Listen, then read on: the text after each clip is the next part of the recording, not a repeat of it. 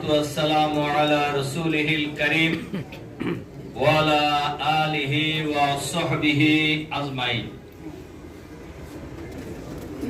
বাংলাদেশ জামাত ইসলামী ঢাকা মহানগরী দক্ষিণের উদ্যোগে ওয়ার্ড সভাপতি ভাইদের নিয়ে আয়োজিত আজকের এই বিরাট দায়িত্বশীল সম্মেলনের জনাব সভাপতি, বাংলাদেশ জামাত ইসলামীর কেন্দ্রীয় নির্বাহী পরিষদের অন্যতম সদস্য, ঢাকা মহানগরীর দক্ষিণ জামাতের সংগ্রামী আমির, সংগ্রামী জননেতা জনাব নুরুল ইসলাম বুলবুল, অন্যান্য অতিথিবৃন্দ, সম্মানিত শ্রদ্ধেয় সংগ্রামী ওয়ার্ড সভাপতি, সেক্রেটারি, ভাই বন্ধুগণ, আসসালামু আলাইকুম ওয়া রাহমাতুল্লাহি ওয়া বারাকাতুহু। ওয়া আলাইকুম আসসালাম।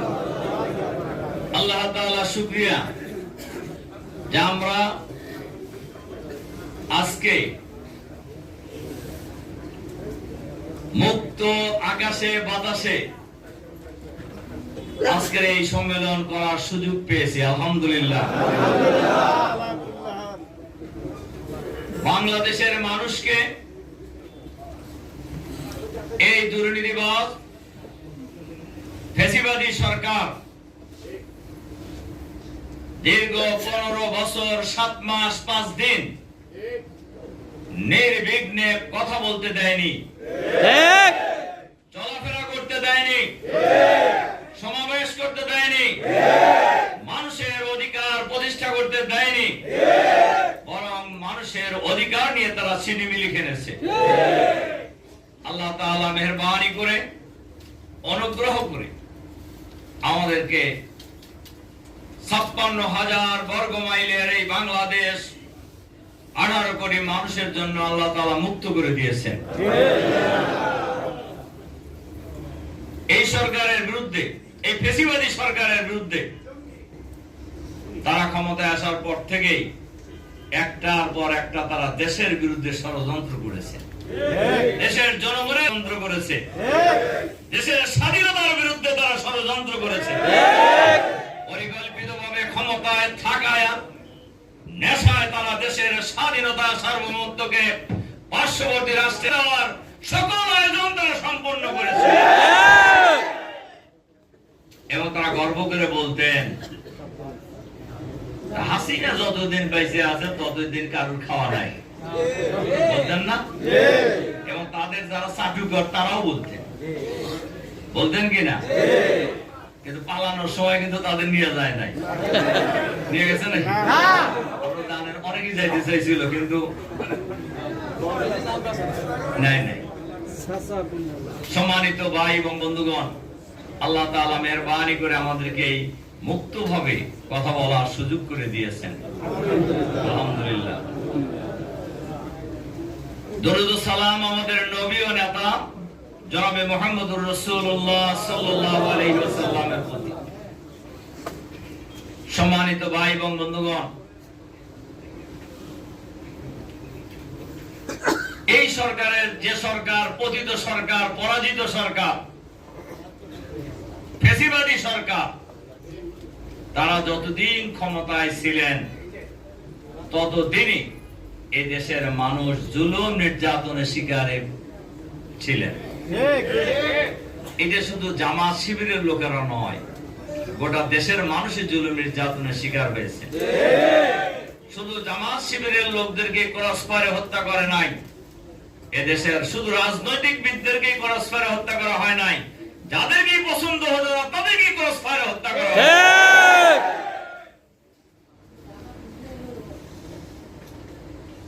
দেশের স্বাধীনতার অতন্দ্র প্রহরী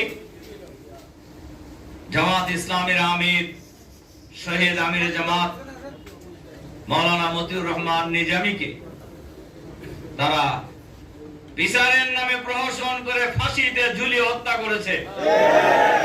জামাতের সেক্রেটারি জেনারেল আলী হাসান মোহাম্মদ মুজাহিদকে তারা ফাঁসিতে ঝুলিয়ে হত্যা করেছে।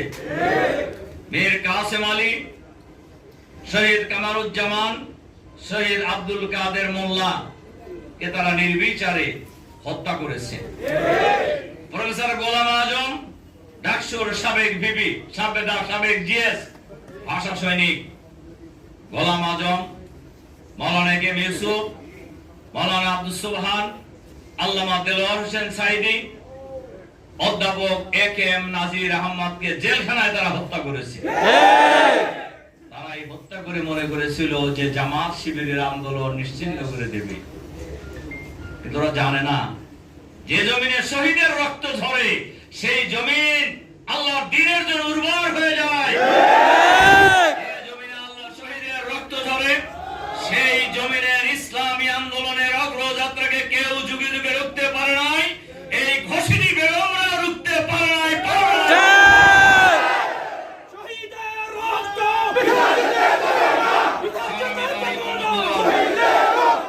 শুধু আমরা নয়, এই সরকারের বিরুদ্ধে যারাই কথা বলেছেন তাদের একটু চেপে ধরা হয়েছে। সাংবাদিকরাও এই সরকারের জুলুম নির্যাতনের শিকার কম হন নাই। রাজনৈতিক দলের পাশাপাশি সাংবাদিক, বুদ্ধিজীবী, সুশীল সমাজ যারাই অন্যায়ের বিরুদ্ধে কথা বলেছেন তাদের বিরুদ্ধেই তারা ভূমিকা পালন করেছেন। ভূমিকা কি?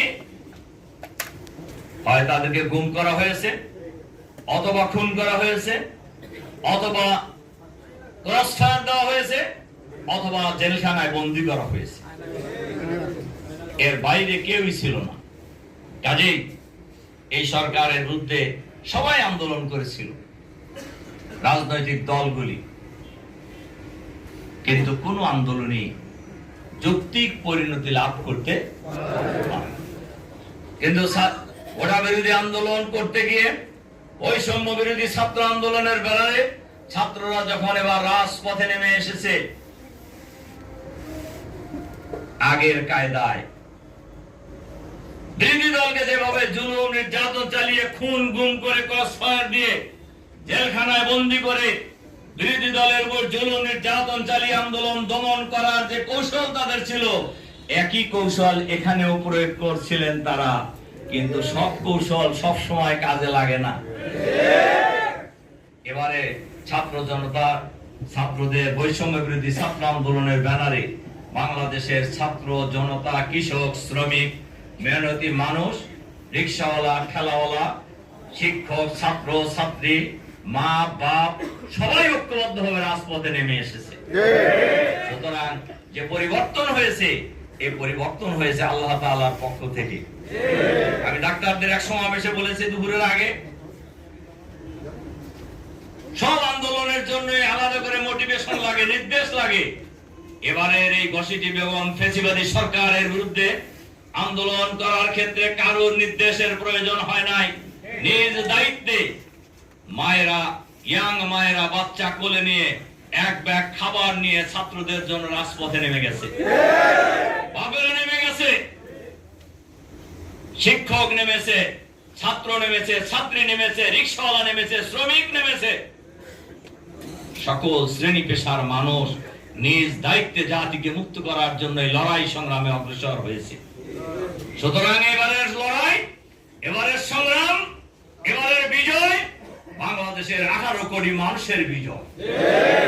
তার কারণ এই আন্দোলনে সবাই অংশগ্রহণ করেছেন, সবাই অংশগ্রহণ করেছেন। কাজেই যে পরিবর্তন হয়েছে, এই পরিবর্তনের দাবিদার 18 কোটি মানুষ। সম্মানিত সংগ্রামী ভাই এবং বন্ধুগণ, যারা এতদিন ক্ষমতায় ছিলেন তারা দুর্নীতি করে দেশের অর্থনীতিকে ফোকলা করে দিয়েছিল। আমাদের দামি প্রধানমন্ত্রী, উনি মাটির সাথে মস্কারি করতে করতে ওনার অভ্যাস হয়ে গেছিল মস্কারি করা। উনি কয়েকদিন আগেই বললেন যে আমার বাসার পিয়নের কত 400 কোটি টাকা মালিক, হেলিকপ্টার ছাড়া চলে না।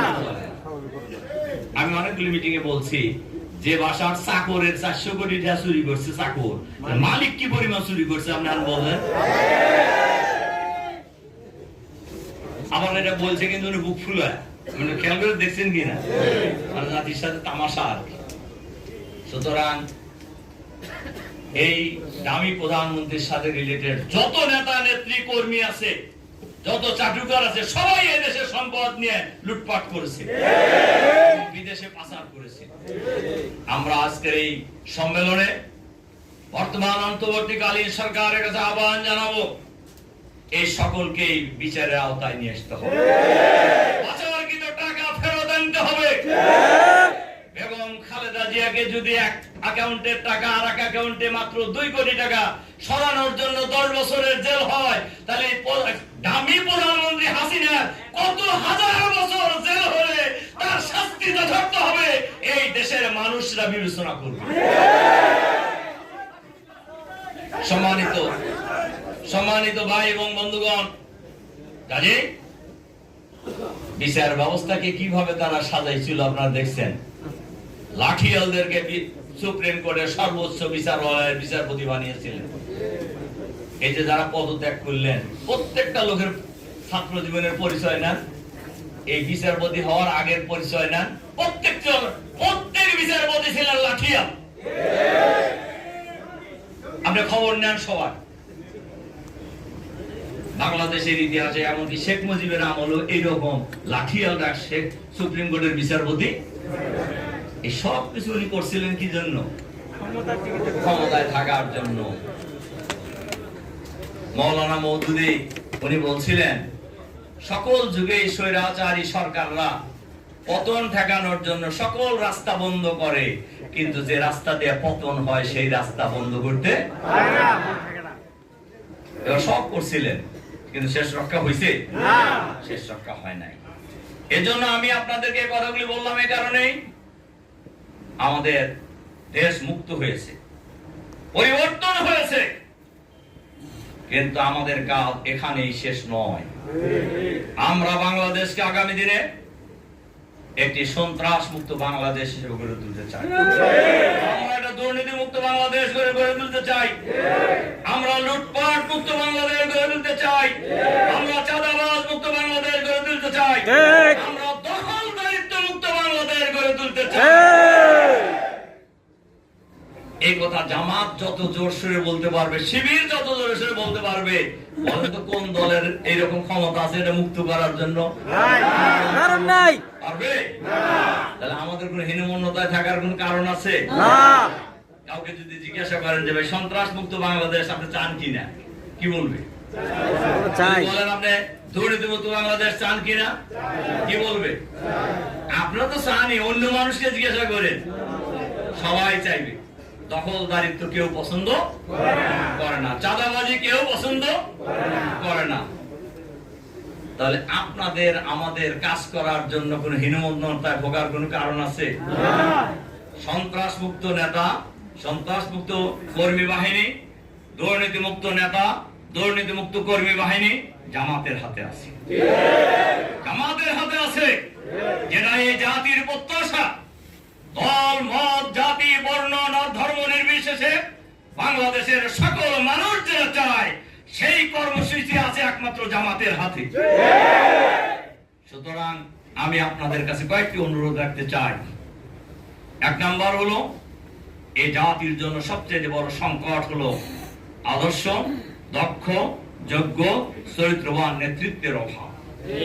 এই অভাব পূরণ করার জন্য জামাতের প্রত্যেকটি ওয়ার্ড সভাপতি, সেক্রেটারিকে স্ব জায়গায় আগামী দিনের দেশ এবং জাতির নেতৃত্বের জন্য প্রস্তুতি নিতে হবে। 2, ইসলামের সুমহান আদর্শের দাওয়াত ঢাকা মহানগরীর দক্ষিণের ঘরে ঘরে পৌঁছে দেওয়ার জন্য আমাদেরকে চেষ্টা করতে হবে। কোরআনের ভাষায়, কুনতুম খায়রা উম্মাতিন উখরিজাত লিন-নাস তা'মুরুনা বিল মা'রুফ ওয়া তানহাউনা আনিল মুনকার। তোমরা এই দুনিয়ার শ্রেষ্ঠ জাতি, তোমাদেরকে সৃষ্টি করা হয়েছে মানবতার কল্যাণের জন্য। তোমাদের কাজ হলো মানুষকে সৎ কাজের দিকে আহ্বান জানানো, অন্যায়, অত্যাচার, জুলুম, নির্যাতন থেকে জাতিকে মুক্ত করা। জামাতকে সেই দায়িত্ব পালন করতে হবে। জামাতকে সেই দায়িত্ব পালন করতে হবে। আমরা জামাত করি, আমরা শিবির করি, এজন্য কি আপনারা হীনমন্যতায় ভোগেন? না। কেন হীনমন্যতায় ভুগবেন বলেন? কোন কারণ আছে? না। আমাদের প্রাউড ফিল করা উচিত আমরাই একমাত্র এই দেশটাকে দুর্নীতিমুক্ত দেশ হিসেবে গড়ে তোলার জন্য প্রতিশ্রুতিবদ্ধ। আপনারা কেউ কেউ বলবেন কেন, আমাদের সাংবাদিক বন্ধুরা বলতে পারেন।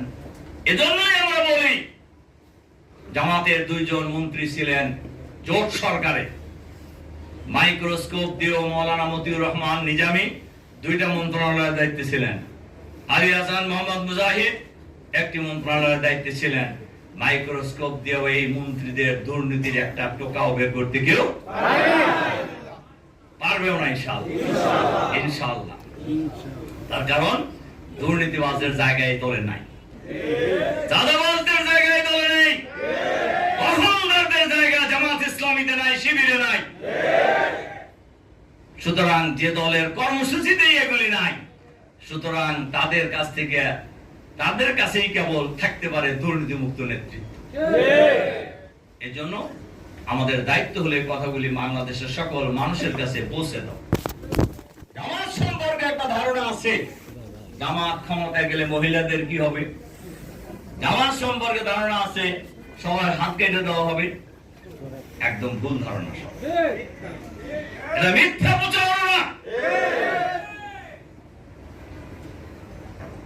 জামাত যদি বাংলাদেশের কোন সময় রাষ্ট্রীয় ক্ষমতায় যায়, দেশ শাসনের সুযোগ পায়, তাহলে মহিলা, পুরুষ, হিন্দু, বৌদ্ধ, খ্রিস্টান থেকে শুরু করে সকল শ্রেণীর মানুষের অধিকার প্রতিষ্ঠা করা হবে হলো জামাতের একমাত্র দায়িত্ব, 1 নম্বর দায়িত্ব। তার কারণ রাষ্ট্রীয় ক্ষমতায় যারাই থাকবে তাদের দায়িত্ব হলো মানুষের জান, মাল, ইজ্জত, আবরু রক্ষা করা। কিন্তু দেশ স্বাধীনতা লাভের পরে আজ পর্যন্ত যারাই ক্ষমতায় এসেছেন তারা কি এই কাজটি ভালোভাবে করতে পেরেছেন? পারেন নাই, এবং তারা করেও নাই। এই কাজটি আমরা করব ইনশাআল্লাহ। আমরা জাতির কাছে প্রতিশ্রুতি দিব। এজন্য ইসলামের সুমহান আদর্শের দাওয়াত, ওয়েলফেয়ার স্টেটের দাওয়াত মানুষের ঘরে ঘরে পৌঁছে দিতে হবে। এটি কল্যাণমূলক রাষ্ট্রের দাওয়াত মানুষের ঘরে ঘরে পৌঁছে দিতে হবে। আর আমরা এই মহানগরীর প্রতিটি ওয়ার্ড, প্রতিটি পাড়া, প্রতিটি মহল্লা, প্রতিটি এলাকায় আমরা জামাত ইসলামী সংগঠন গড়ে তোলার জন্য আমরা চেষ্টা করব ইনশাআল্লাহ। জনগণকে সংগঠিত করার চেষ্টা করব আমরা ইনশাআল্লাহ। কেন চেষ্টা করতে হবে? এটা কার নির্দেশ?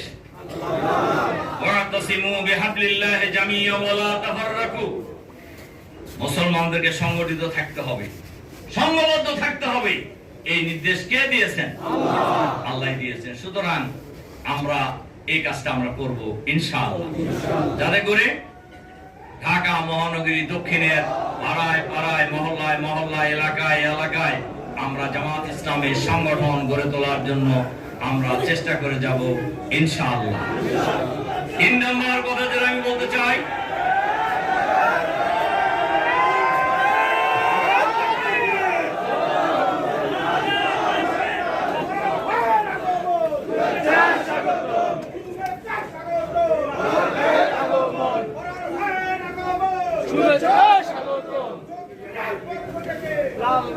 সম্মানিত ভাই এবং বন্ধুগণ, আমাদের আজকের এই সম্মেলনের প্রধান অতিথি জামাতের সম্মানিত সংগ্রামী সেক্রেটারি জেনারেল ইতিমধ্যেই আমাদের মাঝে এসে উপস্থিত হয়েছেন।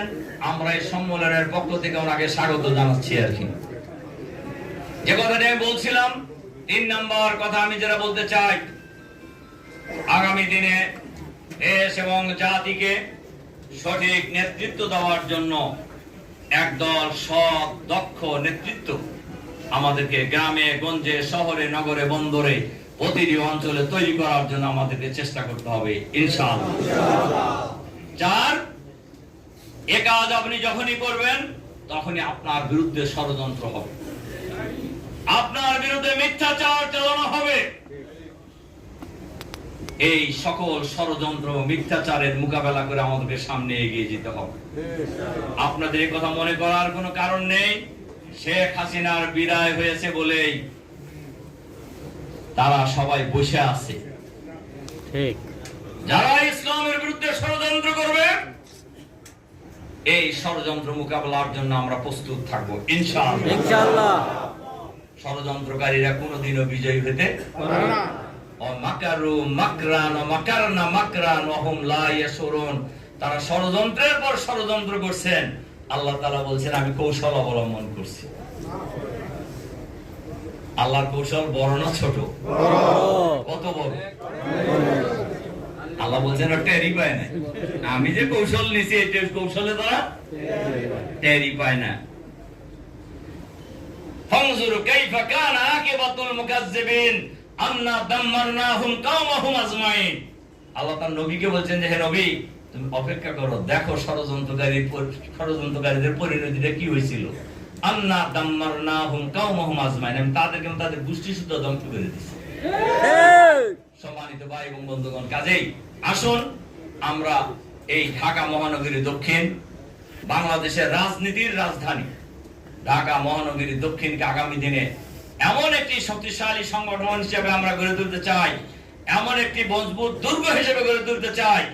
আগামী দিনে বাংলাদেশের একটি সুন্দর সন্ত্রাস মুক্ত, দুর্নীতি মুক্ত, চাঁদাবাজ মুক্ত, দখলদারি মুক্ত আধুনিক বাংলাদেশ, একটি কল্যাণমূলক ইসলামী রাষ্ট্র ব্যবস্থা কায়েমের চূড়ান্ত আন্দোলনে ঢাকা মহানগরী দক্ষিণ জামাত ঐতিহাসিক ভূমিকা পালন করবেন ইনশাআল্লাহ। এই প্রত্যাশা রেখে আপনাদের প্রতি আবারও আন্তরিক সালাম এবং মোবারকবাদ জানিয়ে আপনাদের এই সম্মেলনের সার্বিক সাফল্য কামনা করে আমার বক্তব্য এখানে শেষ করছি। আল্লাহ হাফেজ। আসসালামু আলাইকুম ওয়া রাহমাতুল্লাহি ওয়া বারাকাতুহু।